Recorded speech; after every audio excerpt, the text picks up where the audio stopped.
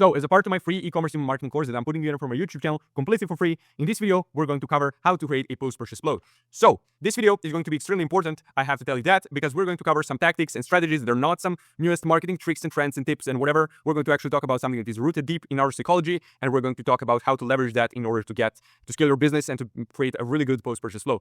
So in this video, we'll cover only two things, but very important things. First of all, the importance of the post-purchase flow, and then a step-by-step guide on how to create one. So here's a little bit about me if you want to know about that. If not, you don't care, that's fine. The importance of the post-purchase flow. So first of all, this document is going to be a link in the description. No need to give me your email. No need to opt in for a newsletter or anything like that. You can just go ahead, click the link, open it up, and follow the instructions and create your post-purchase flow. Now, post-purchase behavior. So when someone buys something from you, they are going to experience the following things. So they're going to experience the buyer's remorse and the sunk cost bias.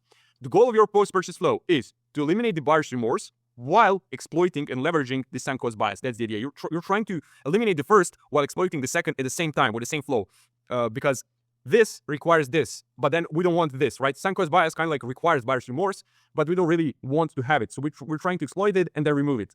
So buyer's remorse, what is that? So you know that feeling when you're like looking to buy something and then you only see the pros and then you don't really see the cons. I mean, you see them, but you're like ignorant to them. You're willingly trying to ignore them. You're kind of like blind or playing blind, okay? And then you finally buy it and you have that feeling like, that was a lot of money I spent now. Maybe I shouldn't have done this. This might have been a wrong choice, right?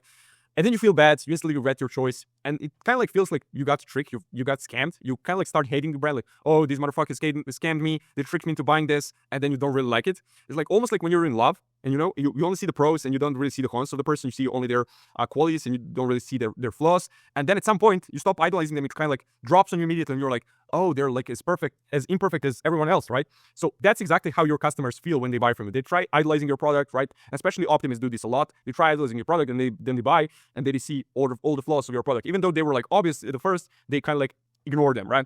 And that's exactly why you need a good post-purchase flow. Because if you get people feeling the buyer's remorse, which is the feeling I just explained, they're probably going to associate bad feelings and regret, which is like one of the worst feelings, right, with buying from you.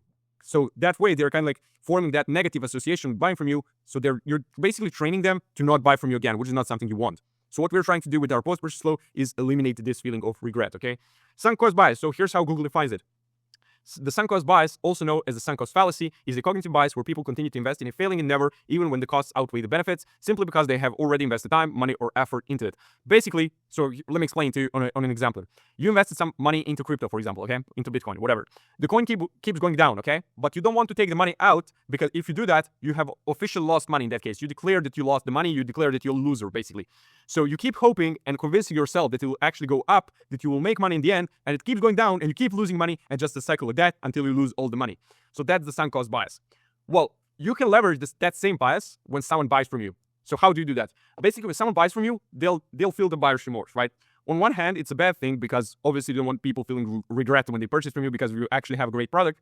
But on the other hand, it can be amazing because people already feel that negative feelings and have that kind of mindset, which is kind of like, I already wasted my money on this. Like, screw it, let's get some more stuff. In their minds, they already crossed the threshold between not buying and buying, between like not spending money and spending money. They like went from non-buyer to the buyer. So the difference in their head between spending $100 and spending $200 is way lower than spending $0 and spending $100. Like, it's the most difficult part is crossing that, like, I'm going to spend $0 to I'm going to spend $100. Going from I'm going to spend $100 to I'm going to spend $200 is like nothing. That's like you're going to convince yourself like this, right? So your goal here is to leverage the sunk cost bias while eliminating the buyer's remorse, right? So the end goal of this entire flow is for your customer to leave your website, having ordered a couple of your products, so having added even more to your order, increasing your average order value, right? While feeling amazing about buying your product and believing it was the right choice. So you, in the end, you got people to buy even more, you upsold them, and then they left and they're not feeling regret. That's the end goal. So selling to someone for the first time is the hardest. Do you agree with that statement? I hope you do, because it's probably the fact. So following that logic, wouldn't it make more sense to focus on selling to the same people over and over and over again instead of chasing the new ones constantly, right? Now, that is what we're trying to do with this flow. We're trying to acknowledge their purchase, trying to eliminate their buyer's remorse, and then try to upsell them and get more money out of them, right? Obviously, I'm not saying that you're just going to stop all of your advertising to cold audience or all of your ads and you're just going to send emails to the same people who bought from you. You're just going to do retargeting ads or whatever. I'm not saying that. Obviously, you're trying to market to everyone, sell to everyone. You're trying to grow your email list. You're trying to reach a wider audience. Obviously, that is your business. I'm not saying that. I'm just saying that you should stop neglecting the people who bought from you, because I feel like business owners are kind of like, we're chasing cold audience. Once they bought once, they're like gone. But all the money that you could be making from all the people who have bought from you once is like infinite. Like you could sell to them over and over and over again. It's going to be way easier than selling to the cold audience. So I don't really know why most of you guys are actually not using it, right? So that is the strategy, that is the mindset, the strategy that you should implement from now on. So a step-by-step guide on how to create a post-purchase flow. Let's do that. Here's the outline. So this is the framework you're going to follow. You don't have to follow it to a T, right? It doesn't have to be perfect like this. This is just a way to think about it. No need to do every single email, every single time delay like I did. Obviously, you're going to adjust it to your brand. You're going to run some tests. You're going to find what works better for your brand. That's absolutely fine. I'm just going to give you a framework that you can follow, especially if you're just starting out, if you don't have this flow, or if it's just the most basic thing ever. You can follow this guide and create your flow from scratch, okay? So the trigger is going to be placed order. So when someone places an order, when someone buys something from you, they're going to receive this flow. Filters, none. We don't have any filters, so that's it, right?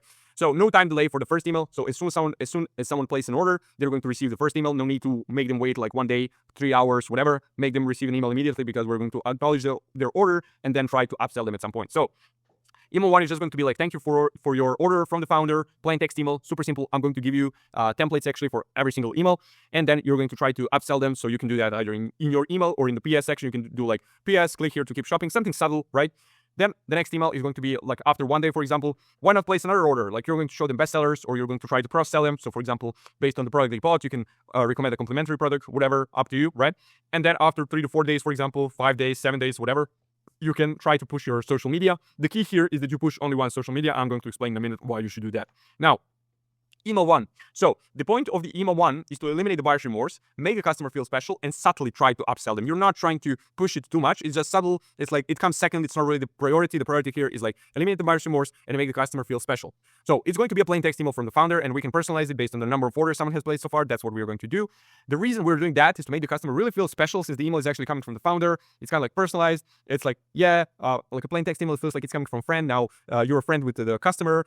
I'm the customer and you're the founder. We're friends all of a sudden because you placed an order. It kind of like makes you feel special, right?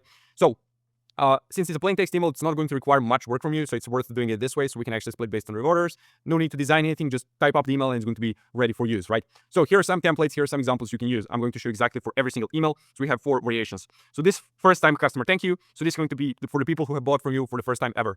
Subject line, we got your order, first name. Hey, first name, I just wanted to send a quick personal thank you for your very first order with company name. It truly means the world to us. When I started this company, my goal was simple: to create, mention, core, product, purpose, benefit, whatever. So whatever your goal is, whatever your product does, whatever something unique about your product is, something that the key here is to use something that really can be, that is very specific, that really can't be said about any other company, to make sure it's actually believable, right? To not make it like, oh, this guy got some template online from some guy on YouTube, right? That's the idea. So you can, obviously I have some examples here that are kind of like way more basic, way more broad, but I couldn't give anything more specific. But like products that genuinely enhance your everyday life. Quality items you'll absolutely love. Obviously make it way more specific. This is just direction you should go in. We believe you deserve the best, and we're thrilled you chose us. Your order is now being processed with care, and you'll receive your tracking information very soon. In the meantime, if you have any questions or need anything at all, please don't hesitate to reply to this email. Oh, and one more thing. Many first-time customers that find that once they've placed their first order, is the perfect moment to explore complementary items or other favorites. If there is anything else you've been considering, now might be an ideal time. Shop now. Thanks again for trusting us, and welcome to the company name family. We're so glad to have you. Okay? Your signature, and then in the PS section, explore bestsellers. Now, what you can do is you can probably, for example, run an A/B test, but you would remove this part where we're trying to upsell them in the body copy and just try to upsell them in the PS section. So that way you're making the email shorter and you're making it less aggressive. You can run that as an A/B test. So you can try it out whether it works better that way, this way, whatever. You're going to test it and find out. Now, the second time customer thank you is going to be for the people who bought for the second time, obviously, right? So another one, hey, first name, wow, you came back for more. That truly means a lot of us here at company name, whatever company is called. When I started this company, my vision was to build, again, the same thing. You're just going to try and make it a little bit different. You're going to try and say the same thing you said here in a little bit different way, right? Or you can say something different about your company, whatever, up to you. Seeing you place another order tells me we're doing something right, and for that, I'm incredibly grateful. Thank you for believing in us again. Your latest order is now being processed with care, and we'll send tracking information very soon. In the meantime, if you need anything at all, please don't hesitate to reply to this email. We've got your back. Since you're already building out your collection of company name favorites, here's a quick look at what our customers like you are loving right now. Check out bestsellers. Your continued support keeps us going and inspires us to keep creating. Welcome back to the company name family. Signature. Now, I'm not going to read the third and the fourth one. It's kind of like going to be the same stuff. As I said, this document is going to be linked in the description, so you can just go ahead, grab it. No need to give me your email or anything like that. Open it up. copy and paste this stuff into your Klaviyo or whatever email provider you're using and build out your post-purchase flow that way. I don't want to waste your time reading all this stuff because it's mainly going to be the same stuff, just said in a different way, okay? Now, email number 2. So email number 2, we want to cross-sell the customers, try to upsell them, right? Show them some bestsellers or complementary products. Now, if you only have a couple of products or you have a couple of main products and then some complementary products, accessories or something like that, that is easy. Since you can just split based on the product they purchase and then you are going to offer them a complementary one and it's going to be super simple. The problem is if you have like tens or even hundreds of different products and they're like all the main products and stuff like that, you can't really categorize them properly.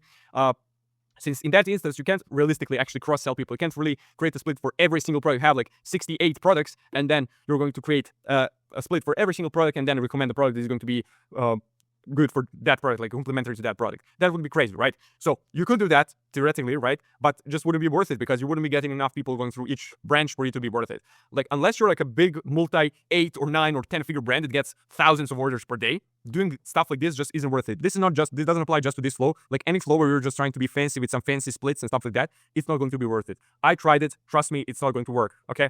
So if you have only a couple of main products, you can split based on the product they purchase and cross-sell them. Okay. If you have more products, then I just recommend bestsellers or something like that, and it's going to be fine because all the time that you will waste doing this could have been put into something way more productive that could have produced way more revenue, that could have got closer to those 8 to 9, 10 figures. Okay.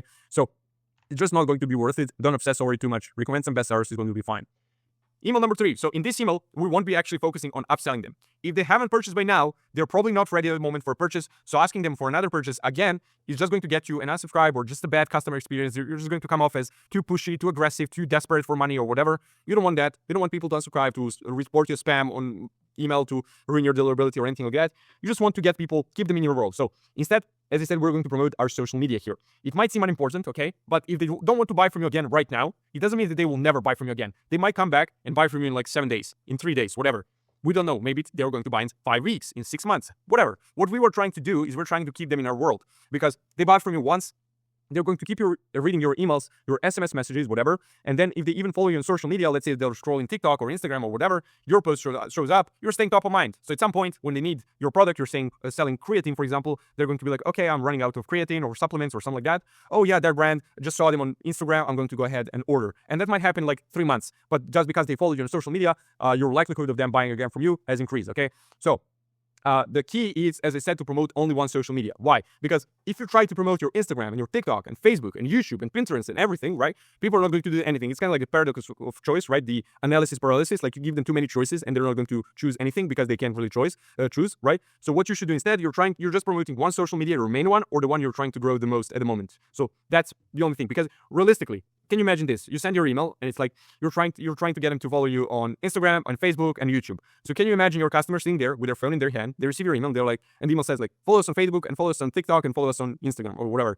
And can you imagine them sitting there, clicking the button, follow us on Facebook, they click the button, they come to Facebook, they follow you, they come back to the email, they click the button again, follow us on Instagram, they come to Instagram, they follow you, they come back to the email, they click the button, follow us on YouTube, they come to YouTube, they follow you there, and then they come back to the email and they buy from you. Can you actually imagine that happening? No, obviously not. So why would you do that? So there is literally no reason to do that. Instead, just have like, follow us on TikTok or whatever, and they're going to come there. Some of them are going to actually follow you and you're going to actually get some benefit from that email. Okay. So here's an example. You can see this brand, they're actually promoting only YouTube. So you can see, subscribe to Tutorial Be Tactical on YouTube, only YouTube. The whole email is about YouTube. Why subscribe? Why YouTube? Whatever. No, they're not promoting Instagram. They're not promoting Facebook. They're not promoting TikTok. Even though they're creating content on other platforms as well, they're promoting only YouTube because that's the platform they want to grow the most. They want to focus on the most. That's fine. That's what you need to do as well. So if you need more help from me, you can book a call with me to get a free Klaviyo account audit completely for free from me, not some Indian assistant or something like that. Nothing against Indians, right?